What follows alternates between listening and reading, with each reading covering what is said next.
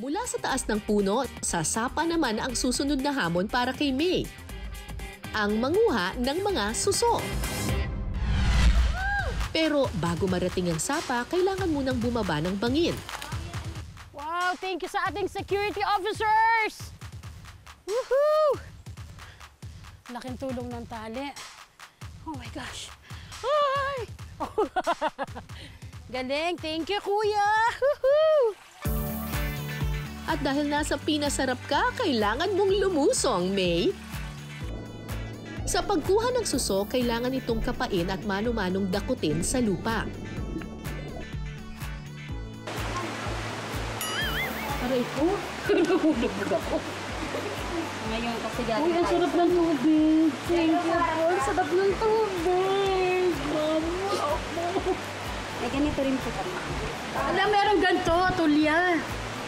O suso. Ay, ano? Tulya po. Paros-paros. No? Ate, wala naman eh.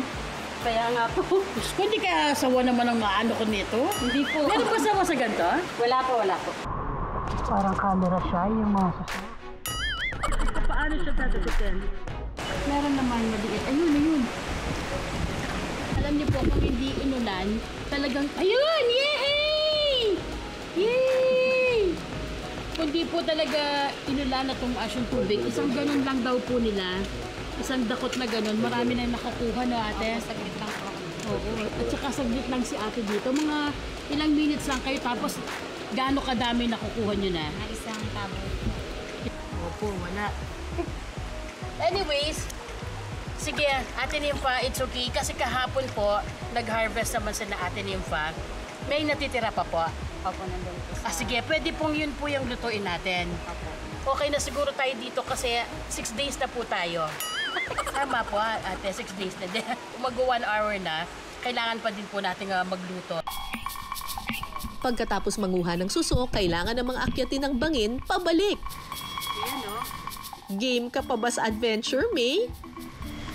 Ang laking tulong nito. Wow, sarap! Salamat po. Sige po. Ah! Sorry. Aray ko, sorry. Kapag suso ang usapan, adobo sa gata ang masarap na luto riyan.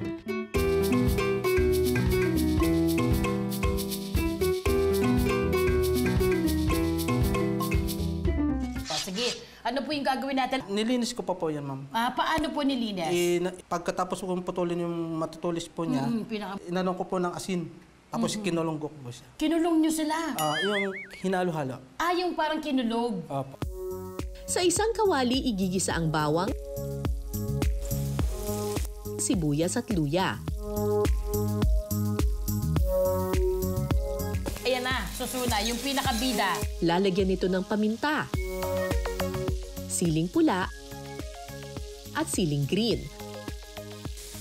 Sunod na ilalagay ang toyo at patis. Pampalasa. Okay. Nagdablasa lang po. Tapos ngayon, gata na po tayo, ma'am. Gata na. Ilalagay lahat. Opo. Yay! Gata is the best. Yes, yes. Sunod na ilalagay ang pinatuyong dahon ng gabi at saka ito pakukuluin. Wow. O ito, nangangamoy na. Ibig sabihin po, malasa na po siya. Kapag luto na ang dahon ng gabi, pwede nang tikman ang adobo sa gata na suso. Woohoo!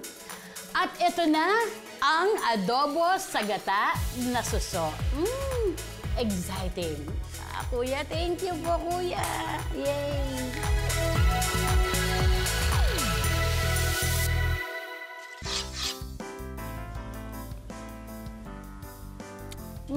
Ang sarap din.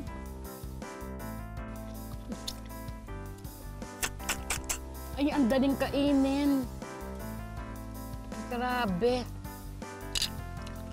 Do not underestimate. Masarap, madaling kainin. Masustansya. Ay, ang sarap!